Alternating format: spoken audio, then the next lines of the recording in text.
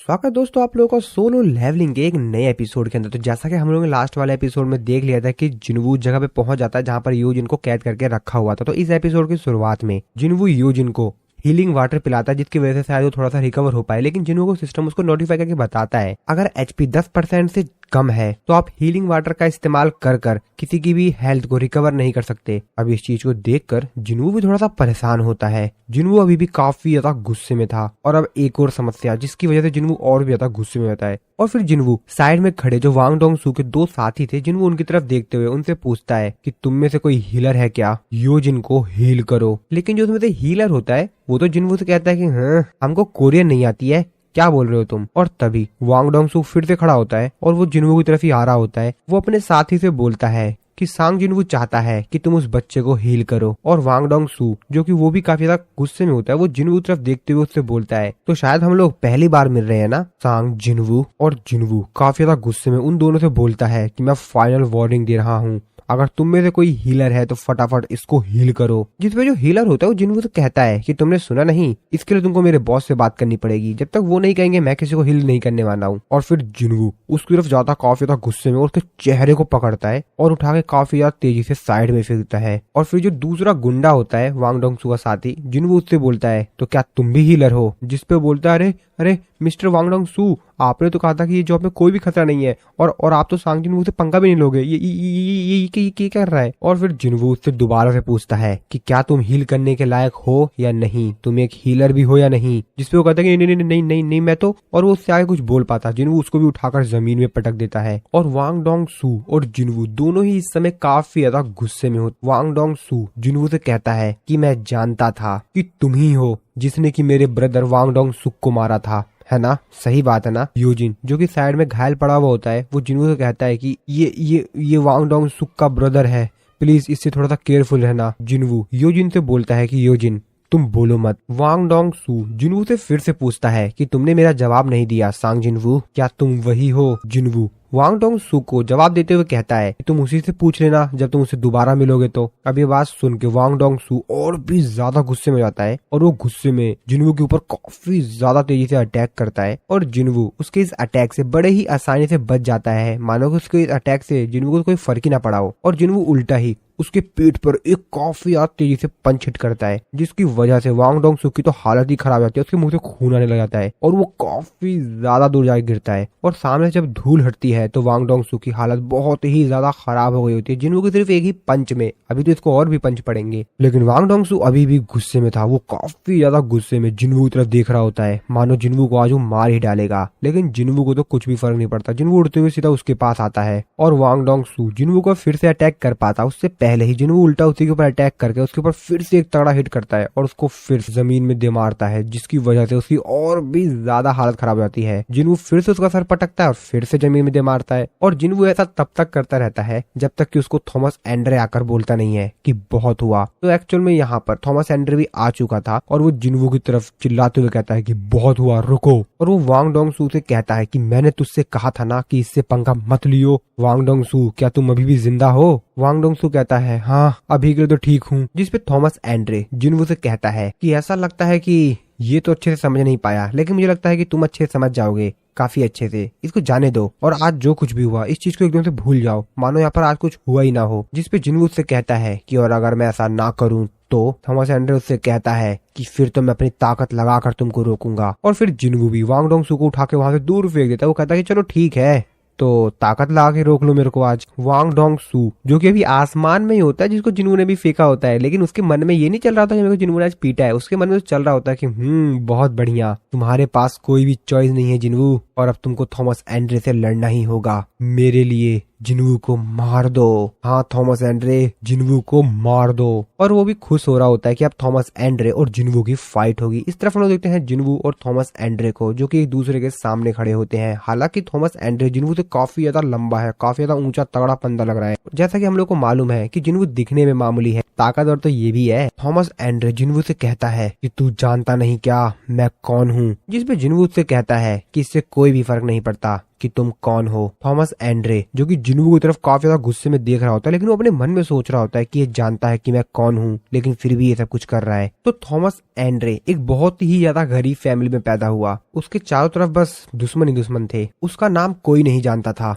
कोई भी नहीं, लेकिन उसके पास एक बहुत ही बेहतरीन गिफ्ट था जो कि उसको बाकी लोगों से बहुत ही ज्यादा अलग करता था। और इसी एक्स्ट्रा ऑर्डिनरी टैलेंट के दम पर वो बहुत ज्यादा आगे चला गया, बाकी लोगों से तो बहुत ज्यादा आगे। और उसकी वो टैलेंट था ओवरवेलमिंग स्ट्रेंथ। उसके पास बहुत ही ज्यादा पावरफुल स्ट्रेंथ थी, इतनी ज्यादा ताकत कि वो बाकी लोगों से बहुत ज्यादा आगे जा सकता था। उसने ना जाने कितनी लड़ाइयां लड़ी और उसने ये प्रूव किया कि उसका जो टैलेंट है वो कितना ज्यादा कीमती है। उसने अपनी इस ताकत का इस्तेमाल उन लोगों के खिलाफ किया जो कि उसको पहले बहुत परेशान किया करते थे। इसके पास क्या नहीं है?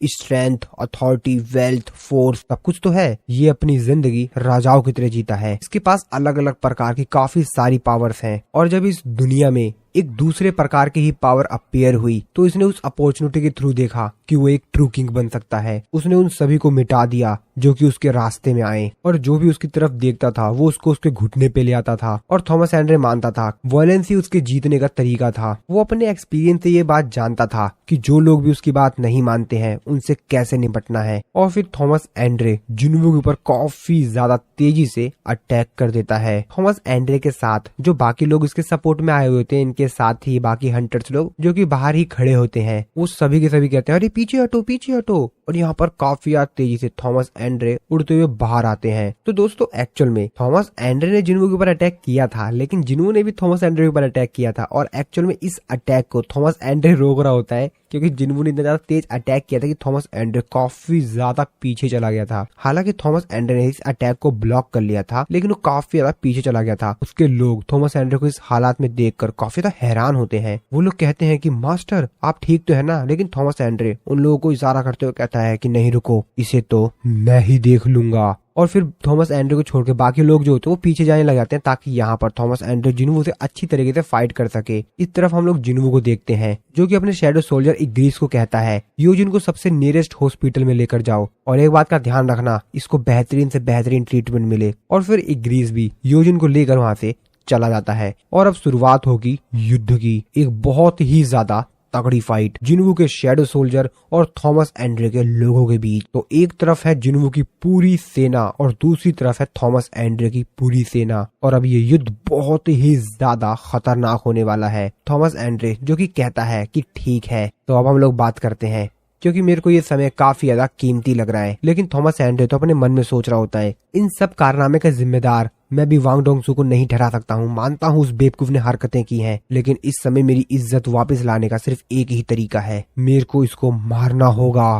थॉमस एंड्रे सांग जिन्वू से कहता है अभी भी ज्यादा देर नहीं हुई है, अपनी गलती मान लो और पीछे हट जाओ। और अभी और उसी वक्त अगर तुम मेरे से अपनी जिंदगी की भीख मांगोगे तो मैं तुमको माफ भी कर दूं। लेकिन जिन्वू उसको बड़ा ही प्यारा रिप्लाई देता है भाड़ में जा। थॉमस एंड्रे की तो दिमाग ही खराब हो जाता है, वो तो और भी ज्यादा गुस्से में आता है। वो जिन्वू के ऊपर चिल्लाते हुए कहता है कि तू बास्टर्ड, तेरी इतनी औकात, अब तू बचने वाला नहीं है। और वो पूरे गुस्से में अपनी पूरी ताकत दिखाता है और उसके बॉडी के सारे मसल्स जो होते हैं वो बाहर आ जाते हैं। उसके पूरे जो कपड़े उसने पहने होते हैं, शर्ट, वो पूरी तरीके से फट जाता है और उसके पूरे शरीर के मसल्स दिखाई देते हैं। वो सांग जिन्वू से कहता है कि तू रिग्रेट करेगा इस बात को लेकर, ये तेरे लिए लास्ट चांस था, लेकिन तूने ये भी नहीं माना। और उसके पूरे बॉडी के मसल्स पूरी तरीके से फूल जाते हैं और वो पूरी गुस्से में जमीन पर एक लात मारता है और जमीन के नीचे पूरी दरार सी आ जाती है। उसके हंटर्स भी रेडी होते हैं फाइट करने के लिए और इस तरफ जिन्वू के शैडो सोल्जर भी तैयार होते हैं फाइट करने के लिए। और जिन्वू अपने लोगों से कहता है अटैक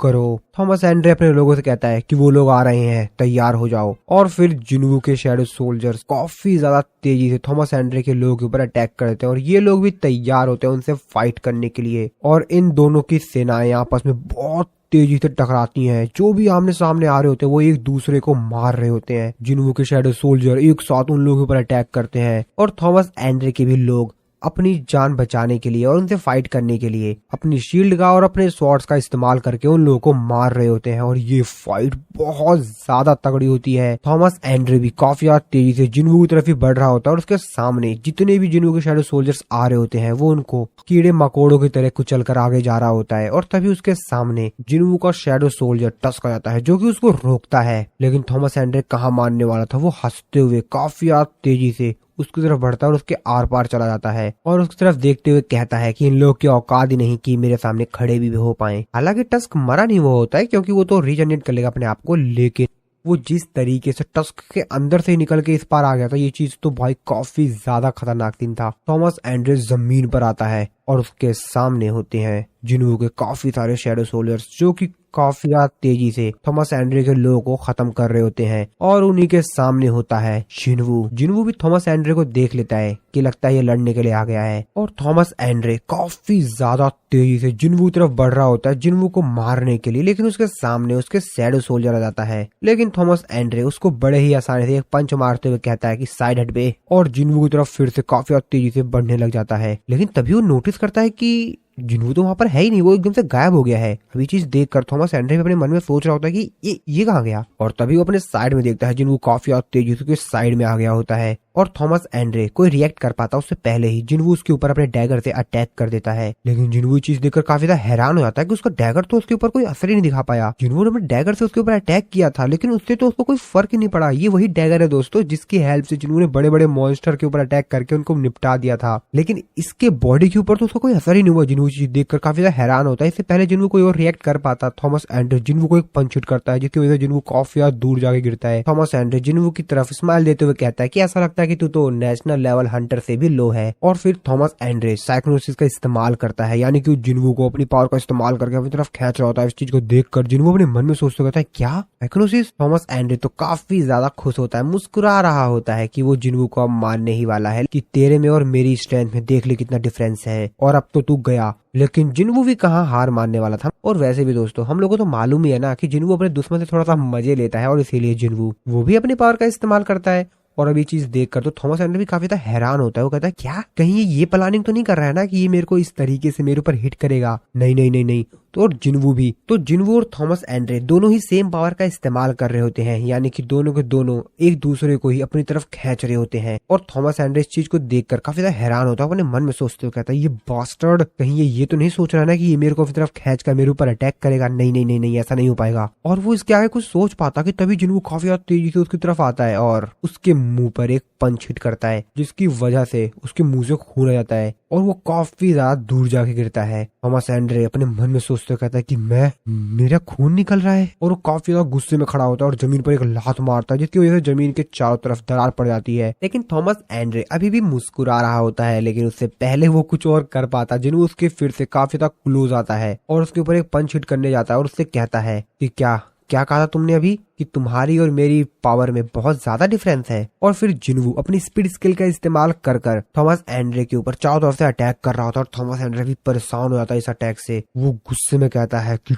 ठीक है, मेरे को तेरे को अंडर एस्टिमेट नहीं करना चाहिए था, मैंने तेरे को बहुत ज्यादा अंडर एस्टिमेट कर लिया। और फिर वो रीफोर्समेंट का इस्तेमाल करता है। इस तरफ हम लोग सिटी में देखते हैं मिस्टर वाइट भी अपने लोगों के साथ इसी जगह पर आ रहे होते हैं जहाँ पर जिन्वू और थॉमस एंड्रे के बीच फाइट हो रही होती है। उनका साथी उनसे पूछता है कि मिस्टर वाइट वैसे वहाँ पर चल क्या रहा है। मिस्टर वाइट उससे कहते हैं अभी कुछ भी एक्सप्लेन करने का बिल्कुल भी समय नहीं है। जिसपे वो कहता है कि मैं जानता हूँ कि शायद आप मेरे को ऐसा कुछ नहीं बता सकते हैं एक नॉर्मल सिविलियन के तौर पर, लेकिन अगर हम उस जगह पर जा रहे हैं तो मेरे को पता होना चाहिए कि वहाँ पर क्या हो रहा है। हम अपनी जिंदगी को खतरे में डाल रहे हैं। और इस तरफ थॉमस एंड्रे अपने न्यू फॉर्म में आता है जो कि काफी ज्यादा ही अलग लग रहा होता है। मिस्टर वाइट बताते हैं वहाँ पे 4 इंसान थे जिन्होंने रूलर्स की स्ट्रेंथ को लिया था और वो शायद उन 5 लोगों में से थे जो कि कैमिश की रेड में सरवाइव कर गए थे। और उनमें से जो 4 थे वो थे नेशनल लेवल हंटर, और हाँ उनमें से एक थॉमस एंड्रे भी था। और इस तरफ हम लोग जिन्वू को देखते हैं जो कि थॉमस एंड्रे का नया फॉर्म देखकर काफी ज्यादा हैरान होता है। उसकी तो आंखें खुली की खुली रह जाती हैं कि आखिरकार अब ये किस रूप में आ गया है। और Thomas Andre full beast form में आ गया होता है जो कि काफी ज्यादा खतरनाक लग रहा होता है। और वो जिन्वू की तरफ ही काफी ज्यादा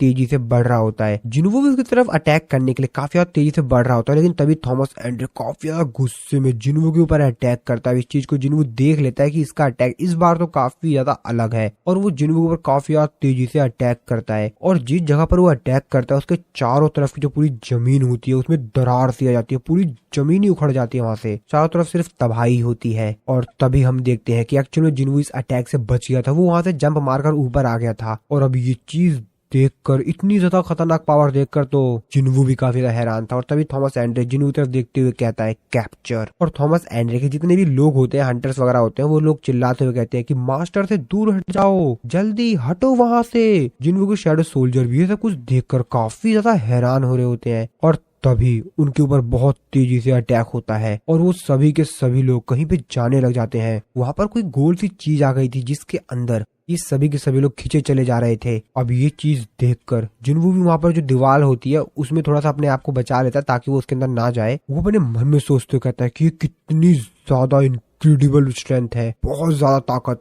ऐसा लगता है कि एक ब्लैक होल है। मैं भी इस चीज के अंदर चला जाता अगर मेरे पास रूलर्स अथॉरिटी नहीं होती तो। जिन्वू तो बस इस चीज से सिर्फ बच रहा होता है, लेकिन उसके सारे शैडो सोल्जर्स उसके अंदर कैप्चर होते जा रहे होते हैं। अब जिन्वू भी उन लोगों को देख रहा होता है, वो कुछ भी नहीं कर पा रहा होता है। और फिर यहाँ पर बचते हैं सिर्फ थॉमस एंड्रे और जिन्वू। जिन्वू थॉमस एंड्रे से थोड़ा सा ऊपर होता है, जो कि सब कुछ थॉमस एंड्रे को करते हुए देख रहा होता है। थॉमस एंड्रे कहता है इस बार तो मैं नहीं छोड़ूंगा। और जिन्वू सिर्फ ऊपर बैठकर ये सब कुछ देख रहा होता है, वो भी काफी ज्यादा हैरान होता है। और फिर इसी सीन के साथ हमारा ये वाला जो एपिसोड है वो खत्म हो जाता है। जानता हूँ दोस्तों थोड़ा सा छोटा एपिसोड है, बट कोई नहीं यार, थोड़ा समय नहीं मिला, इसलिए मैं नेक्स्ट वाला एपिसोड थोड़ा सा ट्राई करूंगा बड़ा हो जाए। बाकी आई होप आप लोगों को इस वाले एपिसोड में काफी ज्यादा मजा आया होगा, और नेक्स्ट वाला एपिसोड तो और भी ज्यादा खतरनाक होगा। देखते हैं नेक्स्ट एपिसोड में हम लोग को क्या देखने को मिलता है। बाकी इस वीडियो में बस इतना ही। वीडियो अच्छी लगी वीडियो को लाइक जरूर से कर दीजिएगा, चैनल पे नए हो तो सब्सक्राइब कर देना। मिलता हूँ मैं आपको अपनी नेक्स्ट वीडियो में।